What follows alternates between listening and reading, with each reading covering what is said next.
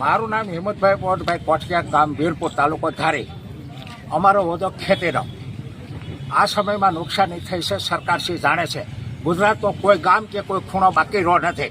Online કે આમે એમને દરેક વસ્તુની ખબર છે. દરેક વસ્તુ ખેતીમાં પડી હતી. હજી કામ પૂરું ન થયું ત્યાં વરસાદે એનું કામ કર્યું છે અને નુકસાની ભરપૂર થઈ છે. જે કહેવાય કે જેટલો ખર્ચો થાય એની અંદર વહી ગયો છે. આ પાક આવ્યો છે એ ખર્ચો નથી, ખર્ચાની જાવક છે.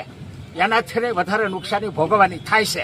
જો એ મદદ ન કરે તો ખેડૂત કઈ રીતે ઊભા થઈ શકે? તમારી શું માંગ છે?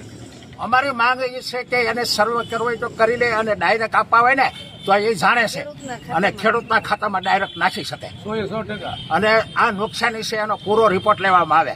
ખેડૂત હારે અન્યાય શું કરવા? દરેક કાર્યમાં એ પૂરતું ધ્યાન આપે છે તો ખેડૂત હારે કેમ નહીં? તો એને ધ્યાનથી આ મુદ્દો ધ્યાનમાં લેવો જોઈએ.